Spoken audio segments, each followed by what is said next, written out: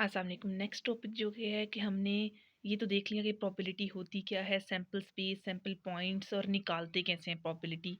अब हम एक मेथड बनाया हुआ है जिसके थ्रू हम प्रोबेबिलिटी निकाल सकते हैं। वो मैंने यहाँ पे पॉइंट्स नोट करवा दिए हैं।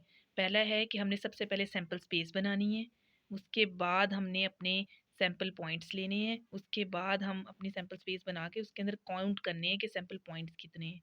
जब सैंपल पॉइंट्स काउंट कर लिए फिर उसके बाद हम अपना फार्मूला लगाएंगे प्रोबेबिलिटी का, that is number of sample in event divided by number of sample in sample space multiply by 100 करेंगे तो हमारे पास प्रोबेबिलिटी आ जाएगी। ठीक है, ये सारे जो काम है जो कि हम प्रोबेबिलिटी, ये वाला जो फार्मूला है वो बेसिकली हम सिंगल प्रोबेबिलिटी को चेक करना चाहते हैं जिसके अंदर एक इवेंट हो रहा होगा। क्या मतलब, अगर फॉर एग्जांपल हम जितने भी पेशेंट्स हैं उनका आई कलर देखना चाह रहे हैं तो वो सिर्फ एक ही हम चीज़ को फोकस करेंगे। लाइक आई कलर देखना चाहते हैं तो हम सबका आई कलर देखेंगे, या हम उसका ये देखना चाह रहे हैं कि सबको मलेरिया है कि नहीं है तो फिर वो प्रोबेबिलिटी का फार्मूला ये लगाएंगे। लेकिन कभी कभार ऐसा होता है, ज़्यादातर चांसेस यही होते हैं कि बाय वेरिएट डाटा आ जाता है। क्या मतलब कि दो इवेंट को अचानक हमें इकट्ठा देखना पड़ता है। लाइक आई कलर को भी देखना चाहते हैं, साथ साथ उसका ये भी देखना चाहते हैं कि वो मलेरिया का पेशेंट है कि नहीं है।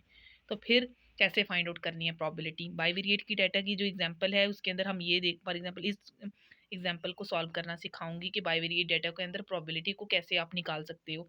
ठीक है, हमारे पास सैंपल स्पेस गिवन होगी, अगर नहीं भी गिवन तो हम बना सकते हैं खुद। ठीक है, लेकिन वरना ज़्यादातर जो बाइवेरिएट डेटा होते हैं उनके अंदर सैंपल स्पेस गिवन होती है। सैंपल स्पेस का क्या मतलब, ये पॉइंट्स हमें गिवन होंगे सारे।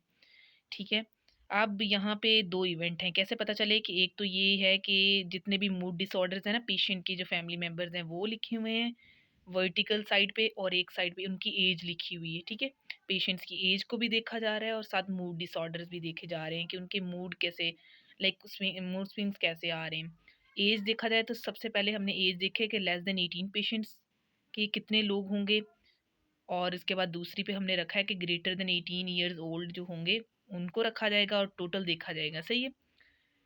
अब नेगेटिव का मतलब ये है कि वो उनके मूड डिसऑर्डर्स नेगेटिव होंगे और उनकी एज 18 ईयर से कम होगी तो वो कितने लोग हैं, 28। और इसी तरह नेगेटिव लोग हैं, लाइक उनके मूड डिसऑर्डर्स नहीं आ रहे और उनकी एज कितनी है, ग्रेटर देन 18 ईयर्स ओल्ड लोग हैं वो 35 हैं। ठीक है, जब इन दोनों को प्लस किया जो कि नेगेटिव शो कर रहे हैं तो वो वहाँ पे मैंने 63 टोटल लिख दिया। ठीक है, हमेशा जो ये हॉरिजॉन्टल हम रखते हैं ना इवेंट्स को, उनके टोटल जो होता है वो नीचे होता है, और जो हम अपना यहाँ पे इस साइड पे रखते हैं इवेंट को, उनका टोटल यहाँ पे होता है सामने। ठीक है, इस तरह सामने रखना होता है आपने अपनी टोटल जो पेशेंट्स होते हैं। अब सेकंड क्या है कंडीशन, ये सारा आपको क्वेश्चन के अंदर गिवन होता है। अब बाइपोलर का मतलब